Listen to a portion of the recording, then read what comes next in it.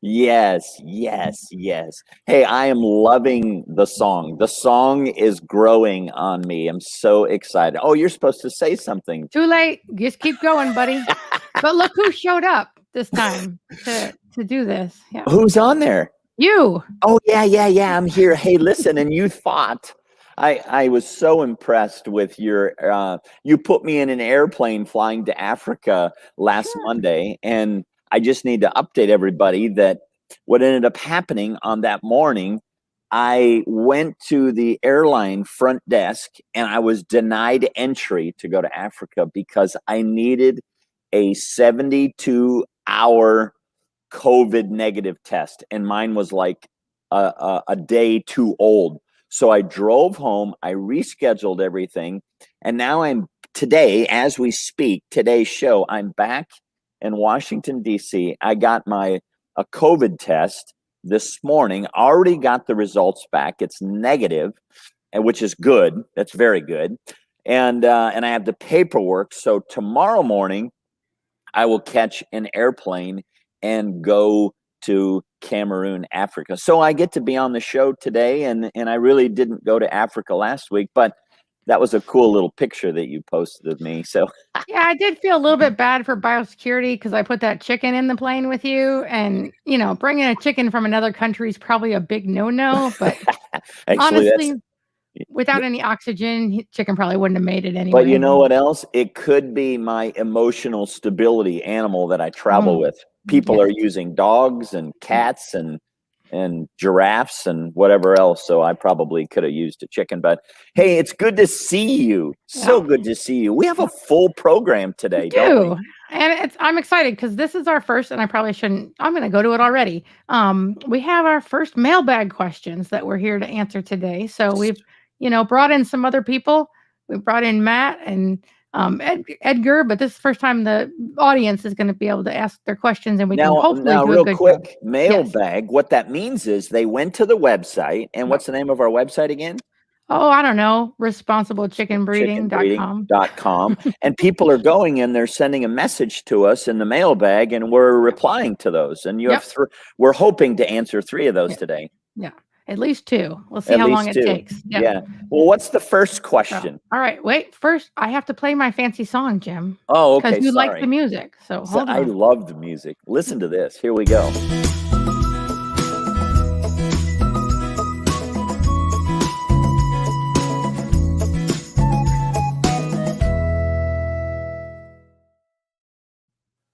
All right. So here's the first question for you, Jim. So Seth lives in a country with very few breeders of good quality Buff Orpingtons. So he managed to import an amazing male from a top breeder in South Africa. And I should say that he lives in Zimbabwe.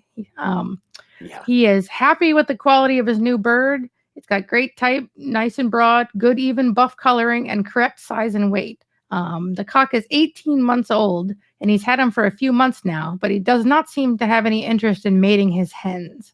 He's tried putting him within different hens, but he still does not seem too interested. What can he try to do to make him more interested? Well, first of all, you notice this. We're a global chicken show. Here we are. We got guys reaching in, from the continent where I'm getting ready to go to, but Zimbabwe is a long ways from where I'm going to be.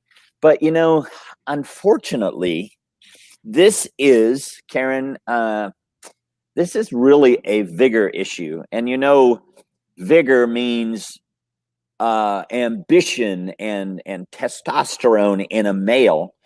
So, and the fact that he had it imported and he's probably got time and money invested in it and he loves the chicken. But it is a vigor issue. I wonder, Mr. Seth, one of the things, if you haven't tried this, try and separate him from all the girls. Kind of make him mad.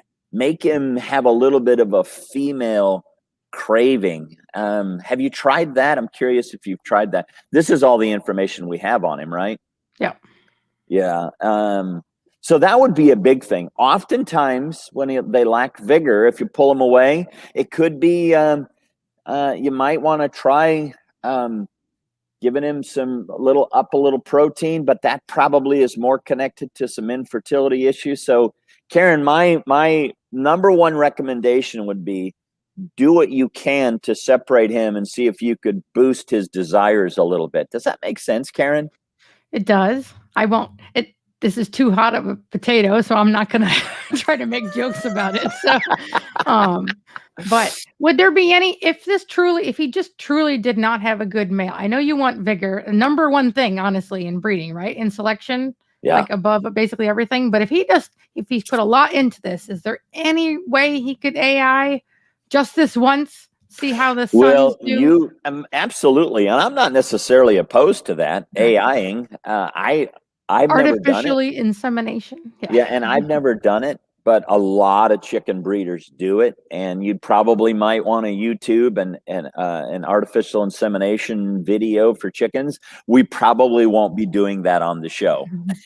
No, we'll aim for bigger, but I'm just trying to see if there's any way he can recover from where he's at right now. Yeah, if that could, man, I hope, Seth, when you listen to this, yeah, and it's been a while since he sent it, so it's possible that it can be seasonal too. I don't know African seasons, but well, it's always hot, and here's another thing. That's a very, very good thing, observation, because sometimes, I mean, if it's depending, I wonder if he got the bird from if it's an English type or American. Because if it's English, that bird's loaded with feathers. In Zimbabwe, it's constantly hot. You need to know that high temperatures and very hot weather will cause a male to be lazy. And so that could play a part in this. You are brilliant, Miss Karen. You are absolutely brilliant. All right. Well, on that note, let's stop there before I say something stupid. So you ready for the next one? Yeah, let's jump to question number 2. Go ahead. All right. So hi, Jim and Karen. Thank you very much for the time and effort you put into the weekly live streams. Let's just stop there. That's all he wanted to say. Oh, wait, no, there's more. I have a question pertaining to the New Hampshire episode. He enjoyed the slides with the data from Frank Reese Jr. outlining the difference in ages and dressed weights he was able to produce with his New Hampshire breeding program. Is there any data available about the dressing percentages on New Hampshire or other heritage birds? It would be useful to convert those dressed weights into live weights to aid selection for breeding stock. Just before you move on, I just thought of something. Okay. And actually, it was a comment made. The other thing, Seth, you might remember, and I realize we're on to the second question, but this is our show and we have fun with it. Right. The bird could potentially be overweight, all right, if he's a big bird. And our friend Jeff Maddox mentioned that, and that's a great thought. So that's another thing he could check. But back to this whole we showed a slide, right? There was a slide that This is the slide he's referencing. So. Yeah. So with this slide and with your question, what was that gentleman's name? I have it right here. Nick. Yes. It could not be a gentleman. I'm not familiar, so it could be a female. All right. Well, yeah. Just Nick. Yeah. Nick. All right, Nick. The other thing that I might mention here is we, to answer your question, Nick, we're excited to bring on a great friend of ours. He's been involved with SPN for a while, and he actually did a kind of a chicken trial back in 2015. And we're going to bring him on. His name is Brant Bullock. And Brant is, there he is. Hello, everyone. And I'm leaving you guys.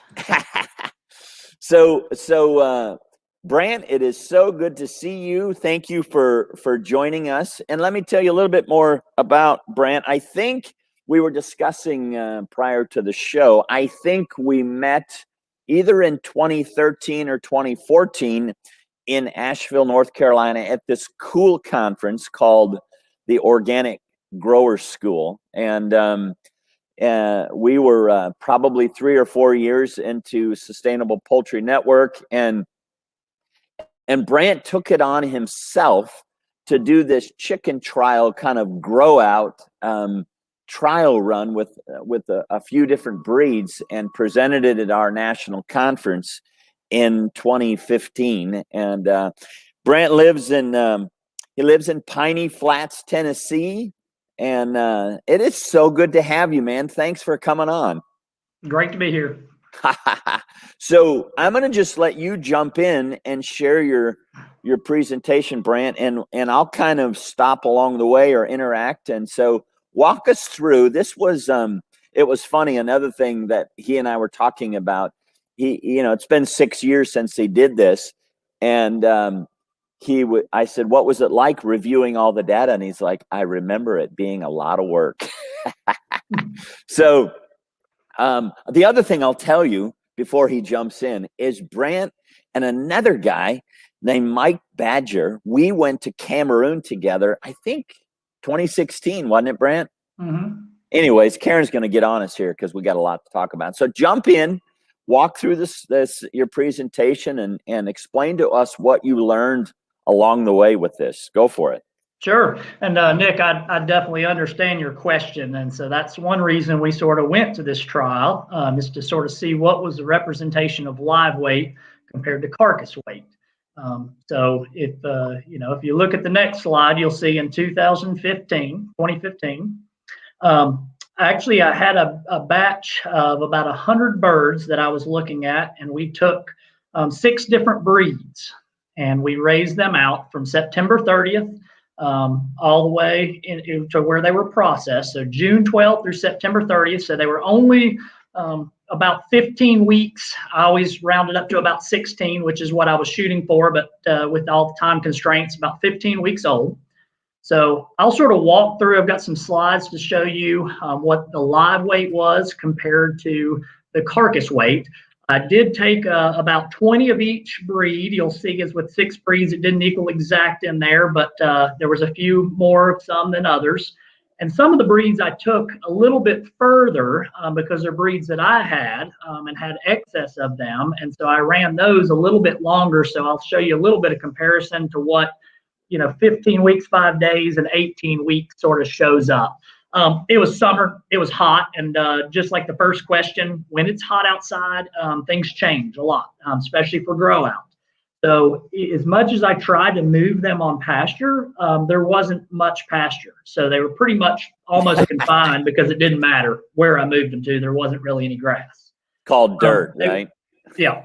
And so, fed them a high protein feed, which I feed all of my grow out birds. And a lot of that's due because I also have turkeys as well. And so a lot of my feed is higher protein.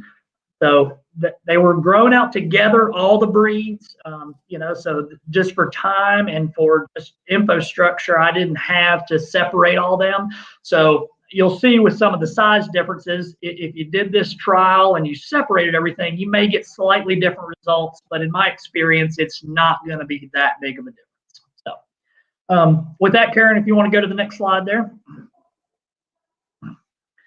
So here is the New Hampshire slide that, so when I took these birds, I took all of them to the processor at the same time.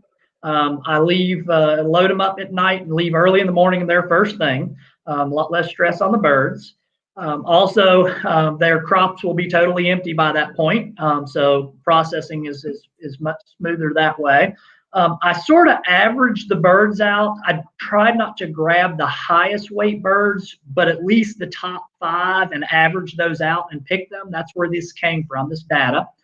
So if you look there, we have 2 males and 1 female. Most of us raising grow out birds were much more concerned about the male weight, but the female is a consideration too. And I was actually really impressed with the females, just in the percentage that if you look at, it was actually pretty high. So to answer your question, Nick, if you look at this, if we're looking at, Frank Reese Jr.'s slide of the broilers being 3 to 3.5 pounds, in that range, this is your live weight was about 5.31 to 5.4. So say in the, probably if you really were looking, the 5 to 5.5 range would be where you would want to be. So if you're looking for selection, and you can sort of figure at this age, your 5.5 pound bird's going to be about a 3.5 pound carcass. And your percentage on that's going to be about 63%. Now, if you look at the very bottom there, this is one of the breeds, the New Hampshire was, that I took out a little further. And so at 18 weeks, the live weight was 6.25 pounds. But if you look at the dressed weight, was only 3.94. So really, and Karen reminded me when we were reviewing, when we sort of went through this and I did it, I was very wondering how much more time was it worth from 16 weeks to 18 weeks, considering the feed consumption for the small amount of carcass gain. Now, the percentages were the same, so you're getting a better carcass. So as long as your carcass looks good and the target weight that you're shooting for, it worked out well. So that'll give you a little bit more in that where you're looking in that broiler range as the slide from Frank Reese Jr. that, you know, in that beginning of the the rooster at the very end of the broiler stage, you're looking at about a 6.25 to 6.5 pound bird in live weight to get to be about a 4 pound dressed weight. Yeah. Now, Brant, let me jump in here because here's the other thing, Nick, that I want you to remember. And you know, our show is called Responsible Chicken Breeding. And one of the things, he did this in 2015. Now, if Brant or any of us are breeding New Hampshires and we want to increase the size of the carcass, we're able to do that. You may look at these percentages or excuse me, the pounds and the size and go, well, I want it a little bigger or I want it a little smaller, but probably in this case, a little bit bigger. You can actually do that each generation that you are breeding by tracking the growth of the birds and their weight gain. And each generation, you're selecting a larger bird, and you can actually increase the size of the carcass. And that was one of the things that we were really trying to aim for, weren't we, Brant, as we continued to improve the New Hampshire. And but you had only had these for a couple of years. So if you/I/us continued, those carcasses could be bigger in 2021, correct?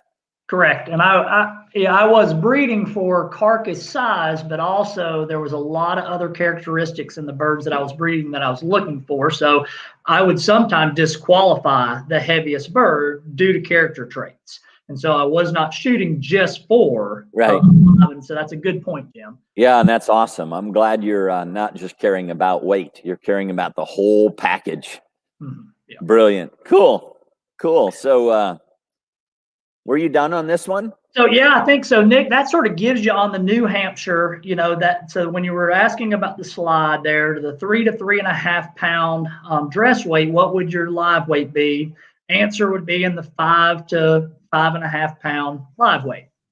So that's sort of on the New Hampshire side. Now, luckily, I also could acquire some other breeds that I didn't breed and ran the same test. And so we'll sort of jump through those. We won't spend as much time on that, but we will jump through those a little bit more. So we also did the Australorps, black Australorps. And you can look at those. They actually had a really good percentage, a little bit smaller bird than the New Hampshire, at least at that age. But they were at live weight, they were right on 5 pounds. And then if you look, I picked a couple that were a little bit different. That's supposed to be on the one, there's a 3.6. I made an error on that, but you're looking at about a 3.25, 5 pound carcass off of a 5 pound live bird there. And females were actually pretty good too. They were 4 pound female, was about a 3 pound, carcass on there. So that gives you for the black Australorps. And then we sort of move on a little. Go ahead, Karen. I have a question. Yep.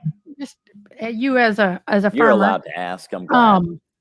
This information about dressed weight percentages is available for Cornish cross, for Freedom Rangers, for like birds that are farmed regularly for meat, right? Is that a number that is published that you were?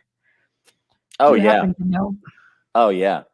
Yeah. Okay. I mean, I just felt like we could never answer this question for heritage birds, which is what Brant was trying to do, but I just didn't know what percentage a commercial mix would be.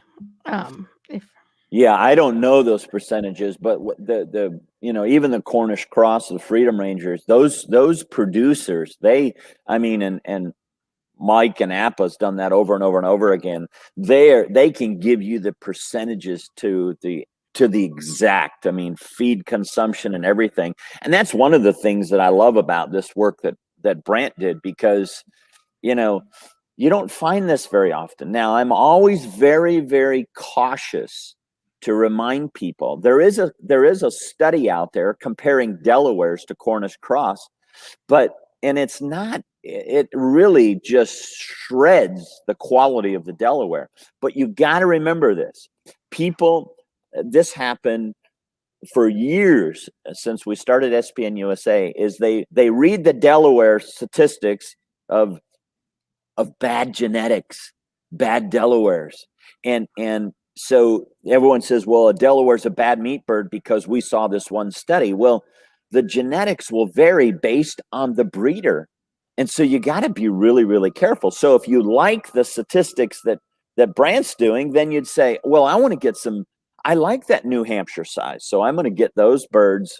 I'm going to get some of those breeding genetics from Brant. So sorry, are you? Well, I interrupted too, so we'll leave Brant alone. That's good. I got it. That's a good point, Jim. Something else too for Nick to realize, especially if you're in the responsible breeding and you're breeding your own birds, that's not always the same live weight to dress weight.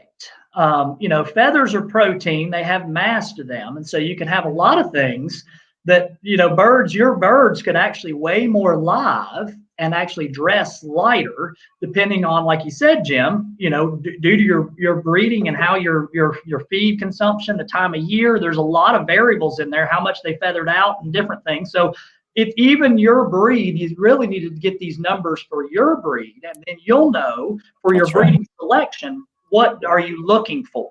And so what you're saying is, if you have New Hampshires, then this study of your New Hampshires doesn't necessarily apply to another person's New Hampshires because they're different genetics. Yeah. Same Correct. breed. And they've selected different things, different exactly characteristics. Right. Yeah. That's exactly right. Yeah. And you can look, I wish I had 18-week data for all of them.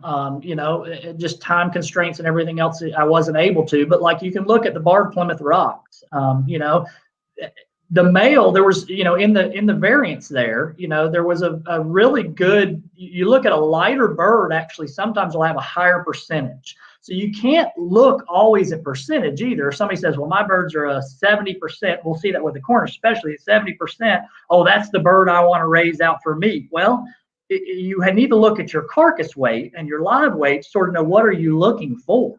Because you can look here, it was only a 3-pound dress weight, even though it was a 68%, 65, 68%.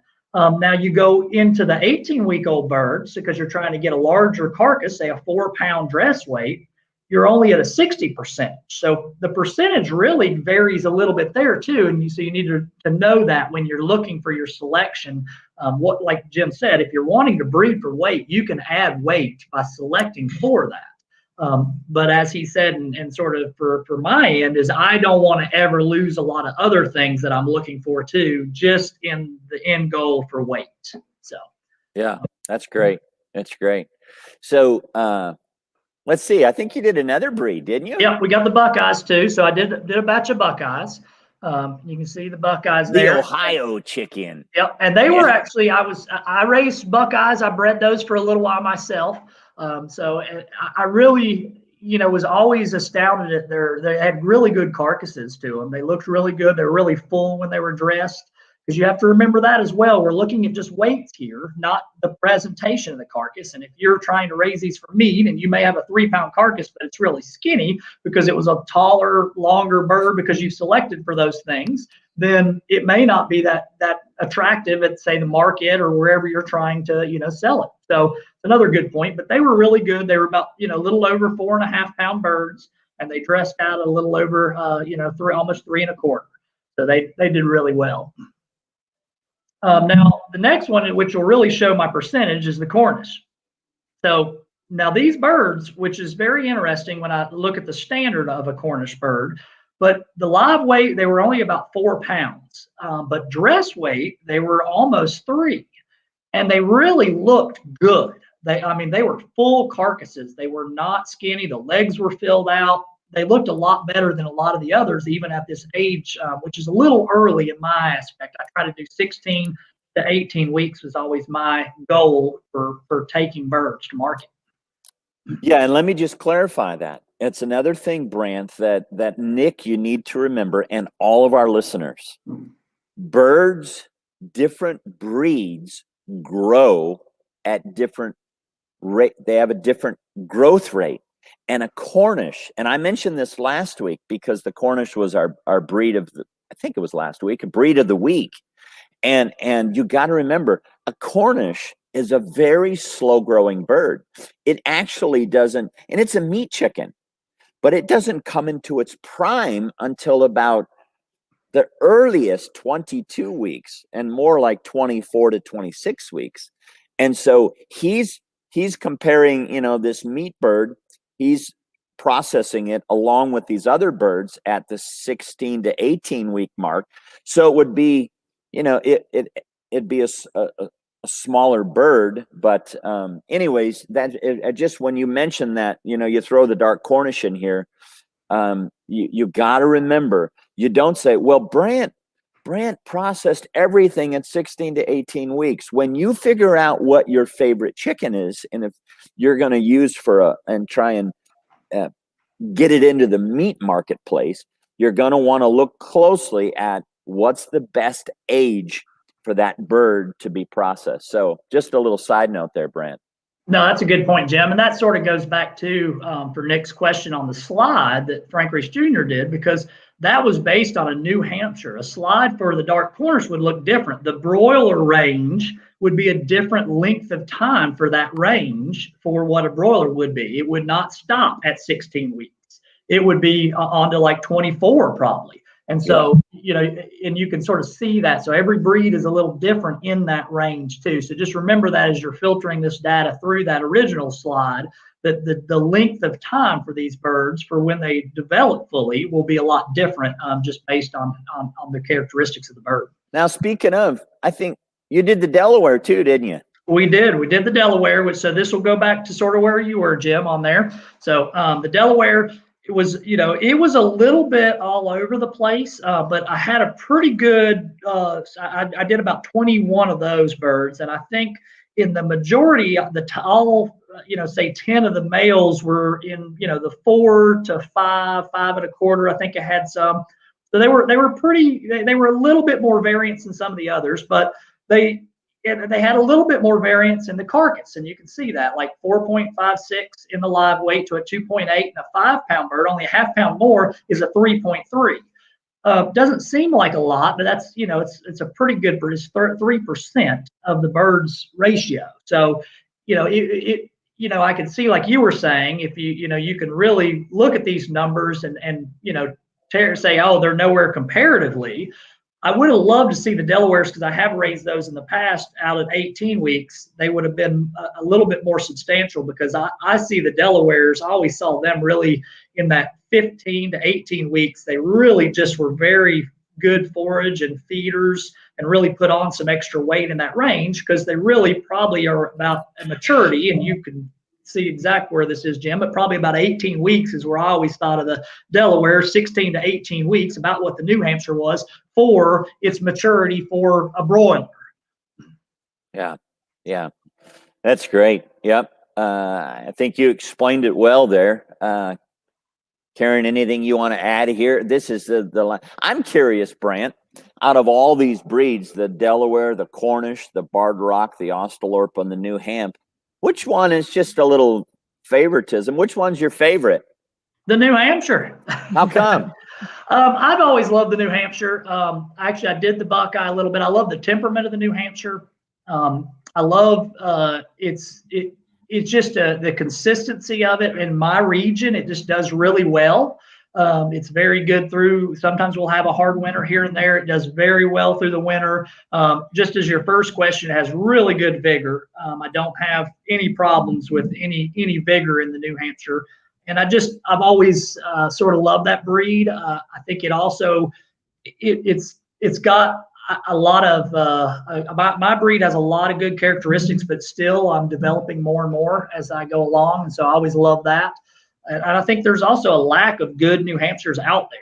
And so that was one of my passions, is always to, get some more out there. So did you bring up, Karen, did you show that last slide where we did the... I will.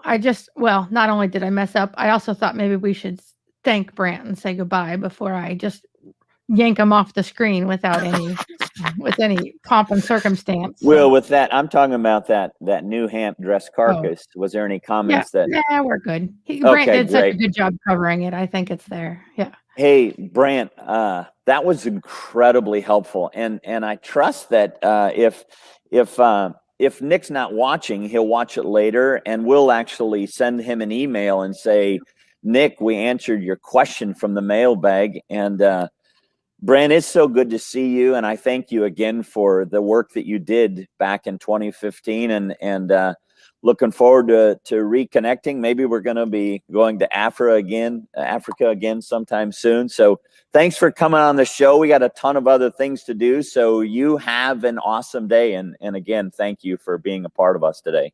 Thank you, Karen. Thank you, Jim, and y'all have a great day. All right, see you, buddy. Let's see. Move. All right. We do have one more question, and I do think we have time. Matt's down there being very patient in the green room. He's backstage. All right. But this question is close and near and dear to my heart, so that's why I want to answer it. So, all right. So we have a question from Glennish Marsh. I know Glennish. She is the coolest lady ever. I've been to her farm. Jim, I have to answer the question. Okay, but I like to tell them. I like to greet our friends when they come on here. She wants to know where she can purchase collapsible cages for temporary evaluations and selections. She threw the number one answer straight into her question, Kuiper Cooping Company. And so I think what she's really looking for is the or. I am a huge proponent of getting selection cages. I think it helps see the bird. I think getting them up off the ground and being able to see them. Now you have to look at them on the ground and how they move and all that too. But I like cages. Do you like selection cages? Oh, it's very, very important. It's the ideal way for us to be able to, just like in this picture. Cool. There's old Craig Russell. Man, I'm so glad you pulled a picture out of the archive. Yeah. But this is a selection time we did with some red Dorkings at a farm in North Carolina. But see, you can line the birds up, and they're up at a level where you can evaluate them. And our next guest, Matt Hemmer, does this, and Karen does this, and others are really starting to catch on when we're doing selection, especially if I'm coaching and doing some mentoring and teaching people the whole selection process. So Kuiper Cooping is the place that most people get their cages from. So that is the first answer that she put in her question. So there's their website and their phone number. I have the number 1 poultry coops, most of mine. I believe Matt uses the number 2, which is a probably would have been smarter way for me to go since my birds aren't in them for very long. So there's a whole list of different types they have though. So you can see those on their website. And those are the best. Okay. I've been around Kuiper Cooping for 40 years, and they're the best collapsible cages. You do need the height, right? Oh, you do. There's a whole bunch of phantom cages. So depending on your birds, make sure you let the bird stand naturally by getting ones that are tall enough. Yeah, you want to err on the side of the cages being too big rather than too small. Put a big bird in a small cage, and it's hovering down, and you're not going to be able to select and really get it to pose the way that you want it to. So anyways, sweet. We answered another question. Hold on. I got more, Jim, because we can't answer the question with the question she asked. That was already in there. So sorry. I do have some of these, and I've seen these before, like collapsible wire products. I bought some used, and these were in there. I honestly don't think they're still in business, but there's a phone number that's on the cage itself if you want to give it a ring, and I didn't do that part for them. All right, but there are some other options out there if for some reason the Kuiper coopings just don't work for you. I use from Wood Enterprises. I use the heavy duty pyramids. Those are my males out there. Just last week, whenever I clean their coops, I put them out. Yeah, So and I they're like nice, those too. distinctly mated. Yeah, so I like you see on the slide. There's a heavy duty and a light duty. I have both. I much prefer the heavy duty ones because if you're going to spend the money, you might as well have not worry that your bird's about to get out once it's in there. So, but everybody's got different size birds, so that's another option you can do on the ground. That same company, Wood Enterprises, sells these stag breeding pens, which are actually a decent size and quite heavy. So that's another way. They also sell square drop pens, which are not as sexy looking, but they have a top that half of it opens. So I didn't know chicken cages could be they sexy. can. They're so exciting. I get excited about the cage. But that only half of the top opens at a time, so it's easier to get in and out. And then ASI, you'll see these all over the place. So I think they make that lightweight pyramid we talked about that I didn't like as much, but still works. But they also make these breeding pens. They come in two sizes, 39 or 29 by 29 and 39 by 39. And you'll find a lot of places that resell those. So if you're in California or in the Western Grange Co-op actually carries them in Glennis is in beautiful Southern California. Yeah, so they actually sell them in their stores, but there's a couple places you can order. So HP Cattle Supply, you can special order, and then I don't know who Judy Chicken is, but she's got a website and says they're ready to go. I'm guessing she imported a bunch because I think you have to buy them in lots of 1,000 or something. So she maybe really wanted some, and she's sharing the rest with the world. So so. You're talking a lot about cages. We got to jump into the breed of the week. I know, but cages are so exciting. But anyway, okay. So I'm going to actually put Matt on here for you first because I know you're going to want to catch up before you want to jump into the Welsummer. So I'm going to add him in and subtract me out, and then we'll get started. Sweet. Greetings, Matt. Hey, Jim. Thanks, How Karen. are you? I'm doing well. Good. You're in I've been to your place many times too. You're not down in that office dungeon where you're downstairs. You're upstairs where the sun can shine in through your windows. I'm upstairs in the sunroom where the internet connection is a little stronger, so I don't glitch out while we're talking. How is Kansas? It's weird as normal. The weather's very unpredictable. We've had some 80+ degree weather so far, and we're expecting snow tonight. Are you really? And so it's if you don't like the weather here, wait 15 minutes and it'll change. Yeah. So we got 2 days of really nasty weather, and then it's going to be 80 degrees next week again. Yeah. Well, listen, if you were a part of our show last week, Matt was on and we did Meet the Breeder, and Karen did an extensive time with you. And obviously I was supposed to be on an airplane, and so I wasn't able to be live with you. But Matt is, I'm going to give another introduction. He's a great friend, and he mentioned, when did we connect in SPN? Did you figure out that year? 20? I think it's 14, maybe 2015, maybe spring of 15. I'm not for sure. But he graciously gave me the privilege of helping him to do some selection and some coaching with him. And I will tell too, I can't remember what year it was, but I did some house sitting for you too. And Melissa and I spent like a month at your house, and I did some writing projects and was it was a great time hanging out at Smoky Beach Ranch. I should have worn my Smoky Beach shirt today, but I didn't have it. Oh, there you go. So I would love to talk about some other things, but we're talking Welsummers today, right? So we're jumping in. Karen's got a little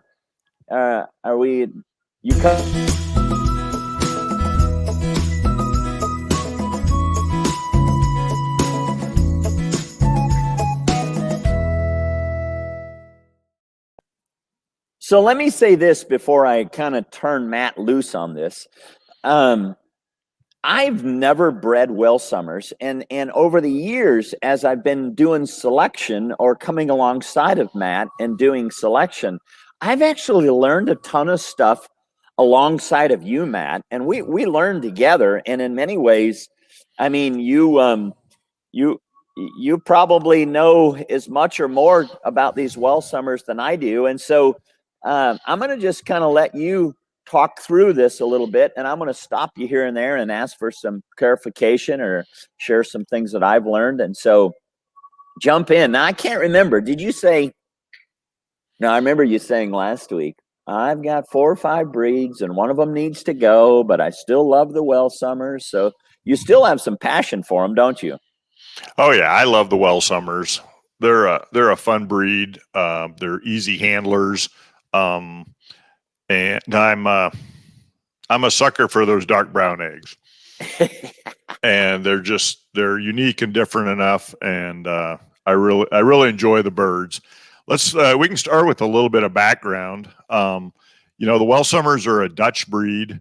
They take their name from the village of Welsum, where they originated. They were a kind of a composite, a group of breeds that kind of put together to create kind of composite breed. And then in the 1920s, they decided what they liked about, these birds and decided to standardize them. Welsummers are really known for 2 specific things. And one you can see from the picture is the dark brown eggs. They lay a gorgeous egg. Some of them are really dark brown. Others are a lighter brown, but with some really neat speckles painted on them. And the second thing is the iconic Kellogg's Cornflake Rooster. You think about the Welsummer males.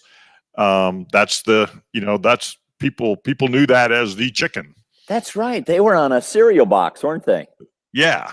So those are their 2 claims to fame that people would know about. They decided to get these. Historically, they decided they really liked these birds, and they really liked the dark brown egg color, and so they worked to standardize these. They were admitted into the British standard in 1930. They were shortly thereafter imported to the United States, but they didn't get into the U.S. standard until 1991. Yeah. And so the Welsummers are considered a light to medium weight breed. The cocks are 7 pounds, the hens are 6, with the cockerels being 6 and 5. They're a dual purpose breed, but like a lot of dual purpose breeds, they are egg first.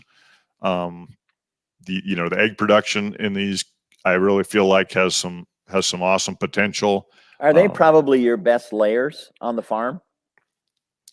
They're not actually, but they're strong layers. Yeah. I've had a pen go as high as 245 eggs in the pullet year with these, although I think probably more standard is 225. Yeah. On my farm, Who's environmental conditions really weigh into that. Yeah. Who's your best layer on your farm? Well, my erminettes are still Okay. really strong layers, and they can bounce in that 240 to 250 range. And since pretty we're talking consistently. When we're talking dual purpose, I mean, what's your opinion, and from the first part of our show, just your opinion of the Welsummer Carcass? What's it like? Well, and listening to Brant, that was pretty interesting. I do selection at 16 weeks, and my weights on my male birds, like last year, really ranged from 4.5 to 5 pounds. But I don't think that Welsummer male is ready for the slaughter for the freezer until probably 20 to 22 weeks. Right. That 5 pound bird at 16 weeks is still pretty angular. There's a lot of frame there, but there's not a lot of fill. Yeah. And that next 4 weeks, really does a good job kind of rounding them out. Yeah. And getting them ready. So, at 22 weeks, they're going to be a little larger bird, and you're probably going to get closer to that 4 pound carcass. They're a bright, you can see by the feet of these birds, are yellow skinned birds, so you are going to get that good yellow carcass. People like that for soups and stews and baked birds. Yeah. So cool. Thanks for answering that question. And then, going through the birds, they are, I think I'm reading off the Sustainable Poultry Network fact sheet, and we're talking about some common faults that show up in breeding these birds. And they've got, historically got some narrow bodies, a little bit undersized, shallow breasts. Early on with my birds, I saw some of that. I've really kind of bred through them now that I've had these birds for about 8 years. And so, I might jump in here, Matt, because Go ahead, Jim.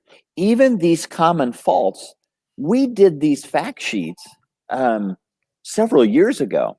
And one of the cool things that I think is so awesome about your commitment to breeding is that, if I remember correctly, and you correct me if I'm wrong, we actually blended 7, 8, or maybe a couple of years after, we blended some lines of Welsummers at your place. And so when we talk about these common faults, because of your commitment to selective breeding, birds are they've drastically improved. Is it okay for me to say that? I mean, have you've seen improvements, I'm assuming. I feel real good in the last couple of years as far as where my Welsummers have landed. We talked about some of the common faults, just narrow bodies, narrow heads. I don't really deal with that anymore. Just like we talked about the weights. My males at 16 weeks are 4.5, 5 pounds. My Awesome. females are running between 3.3 and 3.8 pounds. Yeah. And at 16 weeks, the girls especially have filled out really nice. So some of the things that I see in my birds that I'm still fighting with a little bit, early on we had some feathered Shanks. I think that's fairly common in the breed in terms of dealing with it. I'm still fooling with toe tufts. I have not been able to entirely breed toe tufts out. And you say that is you're getting a little bit of some stubs between the toes? Correct. Okay. Yeah. And so it's part of the selection criteria, but I haven't had probably good enough pens where I could say this out of this whole selection class, I'm not going to breed anything with no tuft, or I can't keep everything with no tufts. I'm still looking at those. Another thing that people my conversations with other breeders, and fortunately I don't experience it, is some white tips on feathers. I haven't seen that in my birds. So, and I hope I never do. Yeah. But, those, I think the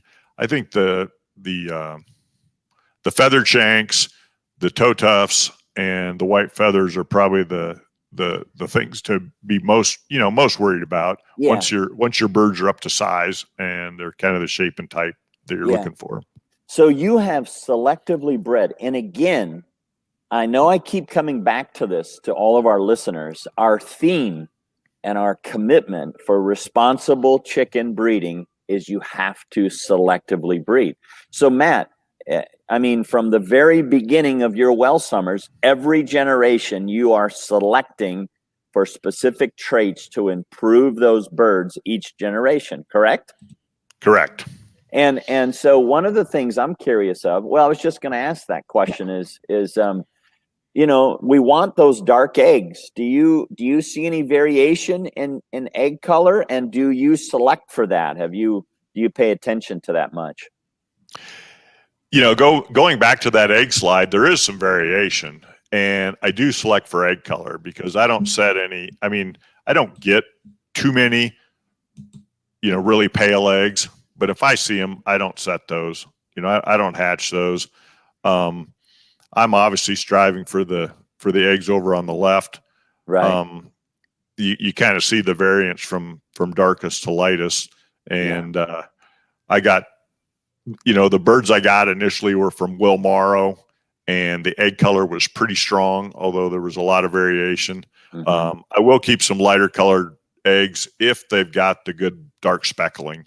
Yeah. People like those. And so that's kind of egg selection. But, with my birds, I kind of built the body first. tried to get that good dual purpose type going and good vigor, and then all while trying to maintain that good egg color. And then probably the last things, that I really addressed were the combs and the overall color of the bird. Yeah. Well, if I remember correctly, birds that you placed, you always do a selection before I get there, but the birds that you placed for me to look at, there weren't very many bad combs, buddy. I mean, that's kind of your point, is you're cleaning those all out before we do final selection, correct? Well, yeah. And one of the things that, I look at these birds when they're 16 weeks old and initially, and the combs aren't necessarily that well developed. And a lot of those birds when you do that. And then when you're coming to, we're doing final selection, those birds are more like 26 to 30 weeks old. And in some cases, those combs have flourished and maybe to an extreme and maybe to the point where they knock the bird out. And so, but early on, I didn't spend as much time and emphasize those as much. And so now I'm kind of in the refinement process, more so than the development process. And so, which combs is awesome. Color's a little tricky because these Welsummers, as you probably remember, are double mated. Yeah, why don't you explain that? That's kind of a hard thing for people to wrap their head around, but explain it the best you can from Matt Hemmer's perspective. What's that mean, double mating? Well, the two breeds that I'm raising in the standard right now are salmon Faverolles and Welsummers. And wouldn't you know it, I managed to pick two breeds that require double mating to get proper color. And so, the Welsummers got accepted into the standard in 1991, and there was a lot of show influence into that standard. And so when I say double mated, it means you literally have to have two lines of birds, one to get the right female color and another line to get the right male color. And you can't do both, which, I have a lot of good things to say about the standard and APA, but that the standard as it's written for both of those breeds is really impractical. And so I find myself having to make a choice, or either, splitting the difference in the middle with these birds. And I've kind of moved towards trying to get the hen color right and let the cockerel, let the male color kind of go where it. Yeah, because one of the things, if I remember, on the male, on his breast, if it was solid black, that was bad for female breeding, but it's what the standard says. Did I get that right? I spent a little time trying to straighten that. We had that conversation with Kurt Burrows. Yeah. And I think if you get a little more red in the breast of the male, you get the better female color. That's right. That's if you get that all black breast in the male, which standard calls for like 15% red flecking, but a lot of the show judges seem to prefer the all black breast. Yeah. And I think if you go that route, you end up with a little too much red color in the wings and the bow feathers on the females. Yeah, you're exactly right. I have that backwards, but yeah, no, I think you're refreshing my memory. I think that's exactly right. And if I remember correctly, in the early days, you had some narrow heads and kind of some crow heads, but now, I was looking at some of my pictures of your birds that I have, and the heads, the last time I was there, the heads they're good, aren't they? Nice width and got some depth to them and good looking heads on the birds. Yeah. I really feel like, and last year I raised out some great birds on my property, and I sent out a group to a neighbor farmer, and he did a phenomenal job with a late hatch. And so I had lots of really nice birds. It's so fun when you get the birds up on the table, like you guys were talking about with the cages, and you line them up and you're like, well, I could keep half of these. And, we come Well, you know, True. in the developmental stage, Jim, I was hatching 200 of these a year, and to keep 10 girls and 3 males. Yeah. And now I'm finally to the point where I'm still hatching 100, but I get them up there, and once we put them on the scale and make sure they weigh appropriate weights, we line them up, and you're just kind of like, okay, we got to get really nitpicky to pick the top from the bottom, and that's just a really fun place to be. Yeah, and let me remind you, you listeners, and you, those of you who are joining us, you remember Matt talked about hatching such large numbers, and what he just explained that you want to remember is you have, anytime you're breeding any breed of chickens, you always have what we call variation. And variation means when Matt hatches 100 Welsummers, about 10% of those are going to be the really good ones, and it'll have variation to the point where he'll be able to tell early on, I'm getting rid of these Welsummers because of XYZ. And so the more birds you hatch, the better off you are, because you have more birds to select from. It's just like this guy in South Africa. He's got one Buff Orpington male. Well, as Matt knows, he keeps multiple males on his farm to breed, and so you really put yourself in a tough spot if you don't hatch enough birds to select from. Because if Matt only hatched 25 Welsummers, he might go, and 12 of those are males. Matt might say, well, I've got 12 males, and I don't like any of them, but I have to pick one of them because that's all I have. So hatching those numbers, it's been a huge part. Not everybody can do that, but that's really been a part of your success, Matt. And I've been I witnessed that. So you're at, I think you said that last week, you're hatching about 100 of each breed now. Yeah. This spring, I've probably hatched about 120 Welsummers. And so that'll be my selection pen. Yeah. That I'll be working towards. Yeah. Matt, talk to me about and I'm assuming our producer, Precious Karen, there is she'll cut in whenever she wants, but I could talk chicken all day, and Matt could too, so we might have a 3-hour show here.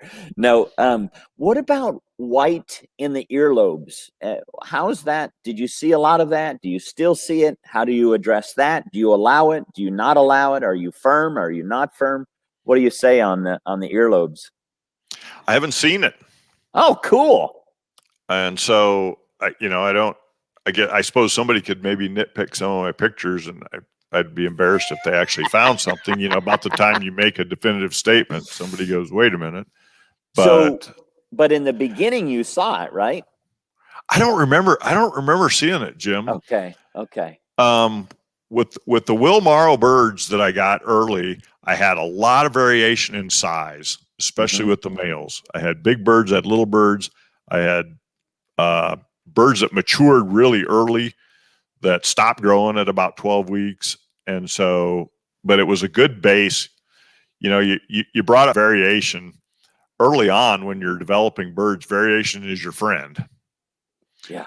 Later on, you want to breed against variation. Yeah, you want to breed for consistency. So as you go through that journey, I feel like I made a lot of mistakes early on. I was really flying by the seat of my pants the first couple generations before I got some actual training, courtesy of you.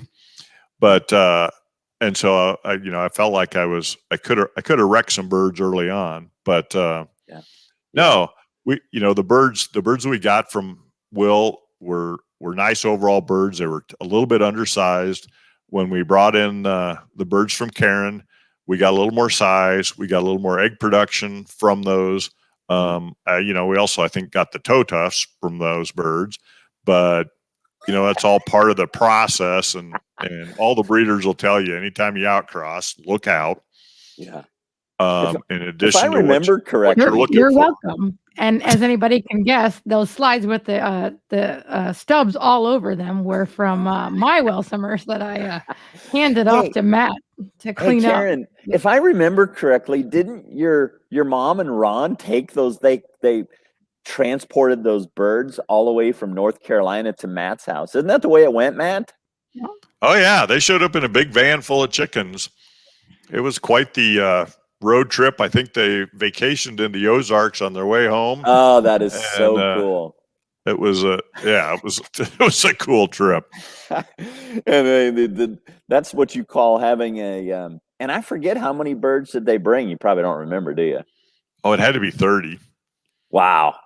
I think it was That's close great. to 30. But you did say size. We did benefit from those birds on size, didn't we?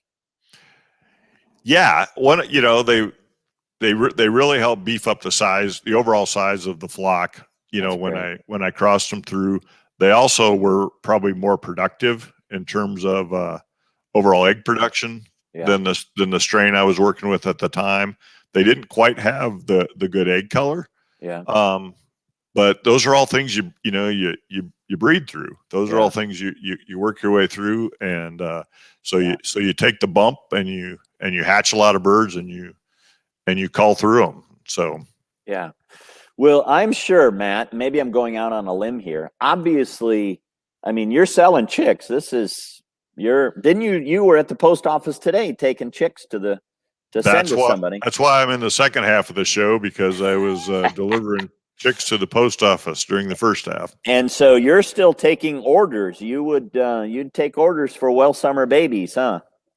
Yeah, I hatch generally for sale starting in mid to late March and strong through April, May, and into June. Out here in Kansas, we're stuck with the weather we have, and so sometimes in June it can get to 110 degrees pretty quickly, and that's really hard on the birds. And so that's going to dictate when I'm done. But yes, I am accepting orders and shipping chicks and have availability into May and into June right now still. And the other thing is, so they can go to your website, which is SmokeyBeachRanch.com. Correct. All right. And I'll go out on another limb here, all of you listeners and participants. Matt is a busy guy, but if you could send him an email and get a tour of his farm, he might not let you, but he won't say yes or no on here, but you would, his place is very cool. And so hopefully you're not bombarded with a bunch of visitor requests now, Matt. I'm definitely open to farm tours. As Jim alluded to earlier, I love talking chickens. And so it's a lot of fun, and I enjoy having visitors. This is a really busy time of year, but it's pretty much all about chickens. We're kind of chickens. And when does your heat really kick in June? It can. Yeah.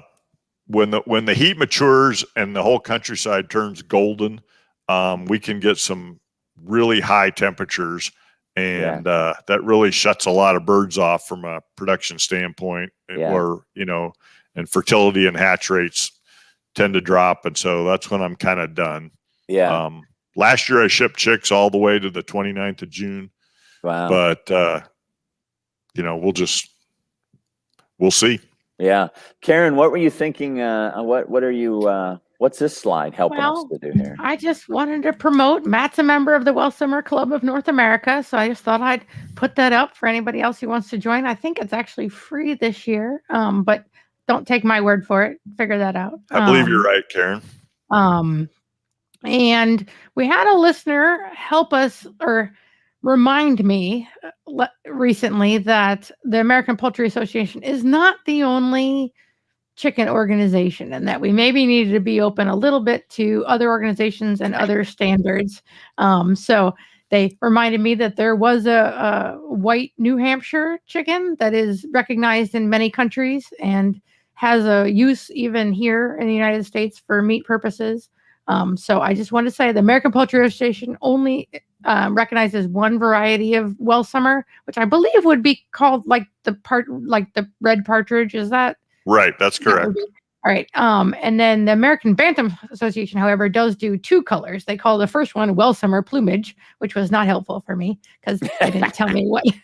But then they called the second variety for the Bantams silver duckwing. Yeah, and I'll tell you, she mentioned that to me backstage, and I'm like, I've been judging for 40 years. I have never judged a silver duckwing Welsummer. Now, it's in the standard. Great. I'd love for They're somebody really rare. Yeah. They're really, really rare. Well, and it's not even in the Bantams, American Poultry Association Bantams. It's not part of the standard. So I guess, but in the ABA it is. So I don't know look what at that. Germany and Great Britain and France have like all kinds of colors. Oh. But in the country of origin, not only did they change the name to make it more authentic and took the second M out, but they very, very, very much only want the right Welsummer color. So that's right. That's right. Yeah. Yeah. Well, Matt, I was envying last week having to not being able to be on the show live with you, and I just it's great having you on here, and you are to me I know you're not a perfect breeder by any stretch. No such thing, is there? No, and you're learning and learning and learning, but I constantly applaud what you're doing, and COVID has caused me not to be able to come your way for a year or two, but you are doing a great job, and we're very honored to have you on the show for 2 weeks in a row. So, and we will have you back. You know, I love the Erminettes, and we got to really, I love listening to you last week and just some of the things that continue to develop with that. And so, thank you so much for adjusting your day to be with us. That I'm very grateful. And Karen, is there anything else we need to wrap up with Mr. Matt? One, I want to play the breed summary video because I made it, so you have to watch it. And I want to give Matt a half a chance here. Matt, will you be talking about the Erminettes anywhere else that people might be able to catch you if you?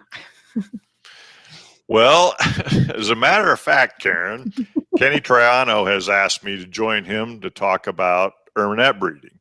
And so I'm not sure when we're going to get that done, but I've committed to do that. And cool. Another opportunity to talk chickens. Amen. That's awesome. All right, everybody. Yeah. So I'm actually going to play the summary video, and then we're going to go ahead and head out because I got to get to work. So Matt, thank you so much. Thanks, you guys. This was a lot of fun. Great. Thanks, we'll see Matt. You next time. You bet.